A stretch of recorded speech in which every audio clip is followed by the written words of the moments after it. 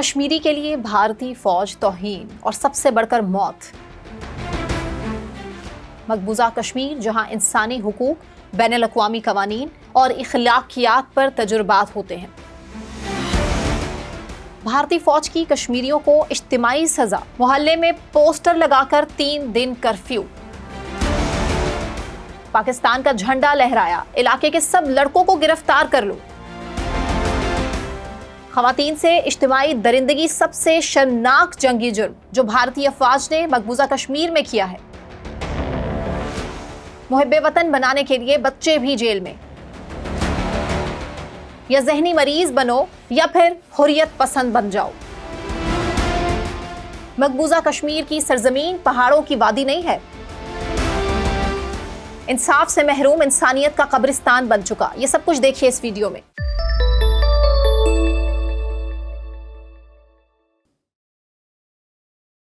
السلام علیکم، میں ثنا نقوی، آپ دیکھ رہے ہیں ولاگ سینٹرل۔ دنیا میں فوج سے سرحدوں کی حفاظت کا کام لیا جاتا ہے، مگر کشمیریوں کے لیے بھارتی فوج کا مطلب ہے خوف، توہین اور سب سے بڑھ کر موت کی سزا۔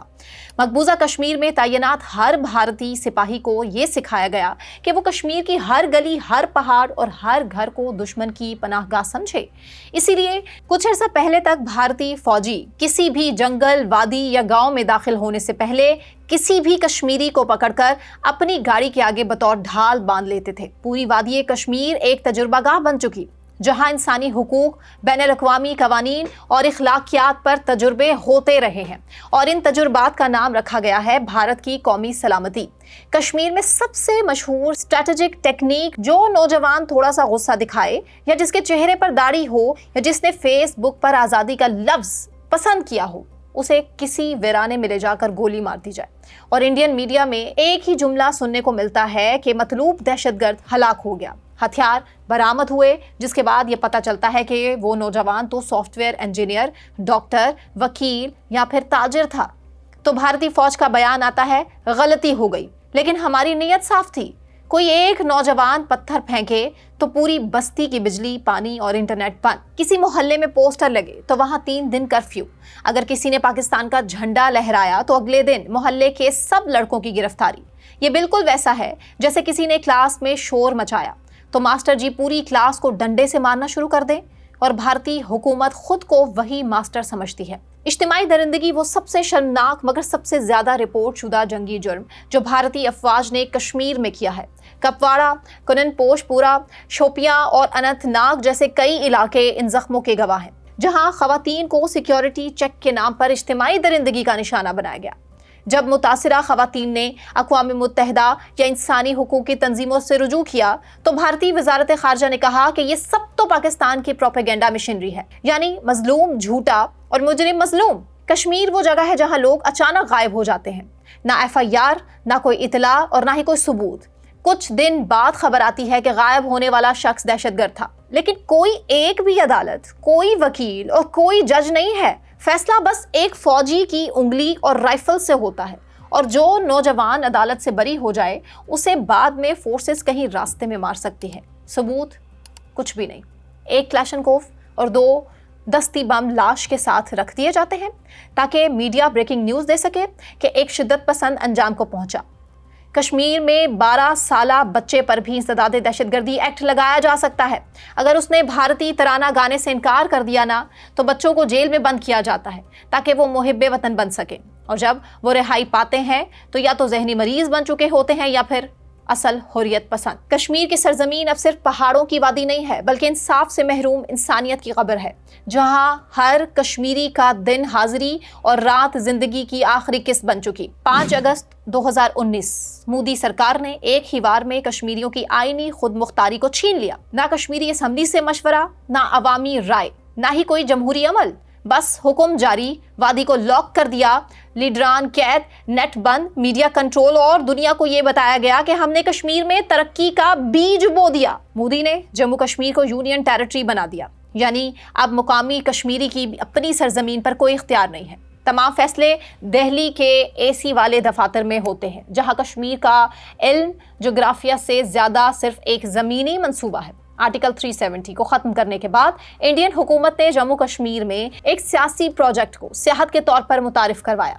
कश्मीर में हालात नॉर्मल होने का मयार यहाँ बसने वाले आम शहरियों की सोच नहीं बल्कि सयाहों की आमद को करार दिया गया।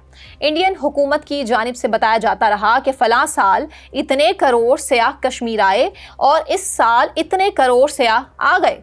और फिर दिल्ली में बड़े रहनुमाओं ने भी ऐसी ऐसी बातें की कि जिनसे इंडिया के ज़ेरे इंतज़ाम कश्मीर के वासियों को ये तासुर मिला, जो दुरुस्त भी था, कि इंडिया से सयाह वहाँ सैर सपाटा करने नहीं बल्कि इंडिया की जीत का जश्न मनाने आते हैं।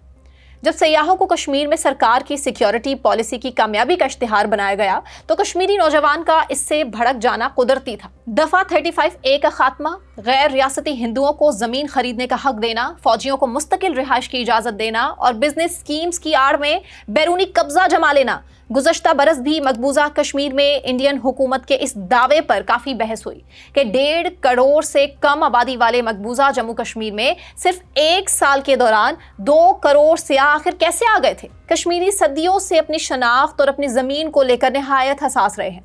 गुज़श्ता माह बड़ी मुश्किल से मुंतखब होने वाली मकबूजा कश्मीर की असम्बली में ये इंकशाफ हुआ कि 35 लाख अफराद में डोमिसाइल इसनाद तकसीम की गई, जिसमें से 83,000 जम्मू कश्मीर से बाहर रहने वाले गैर मुस्लिम इंडियन शहरियों को दी गई।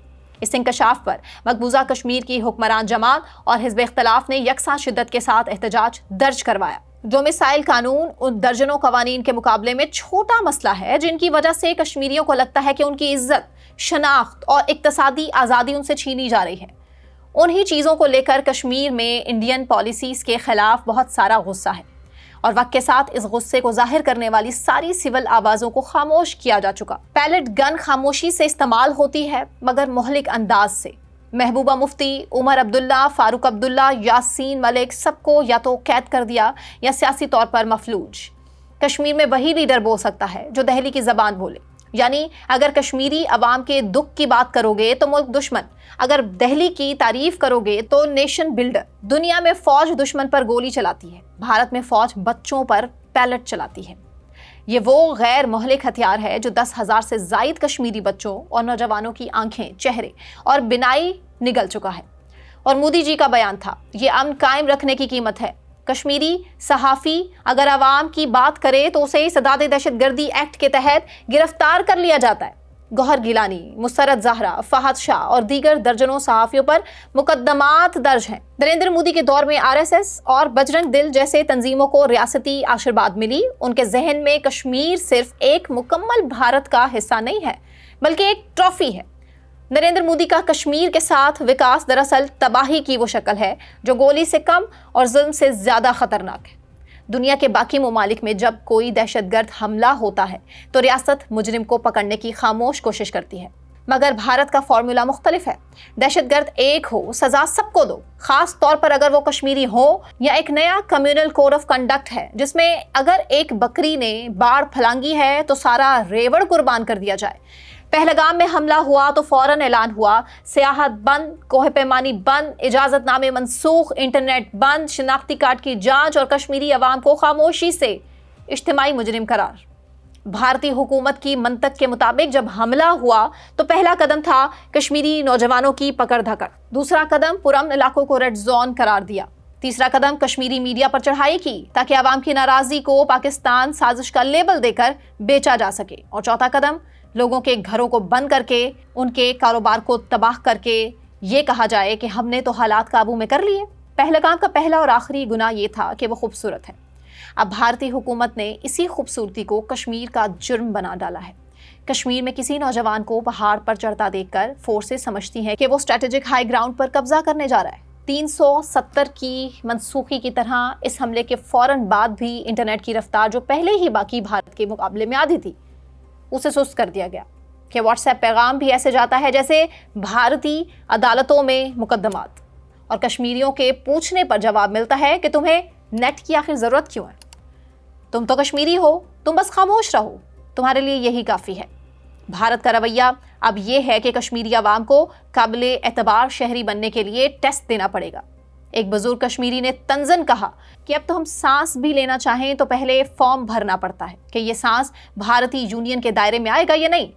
पहलगाम में हमला हुआ तो भारतीय हुकाम ने फौरी रद्द अमल दिया, पकड़ो इन्हें, सियाहत बंद करो, कोह पमाओं की रस्सियां काट दो, खैमे लपेटो, पहाड़ बंद करो, कुदरत को लॉकडाउन कर दो।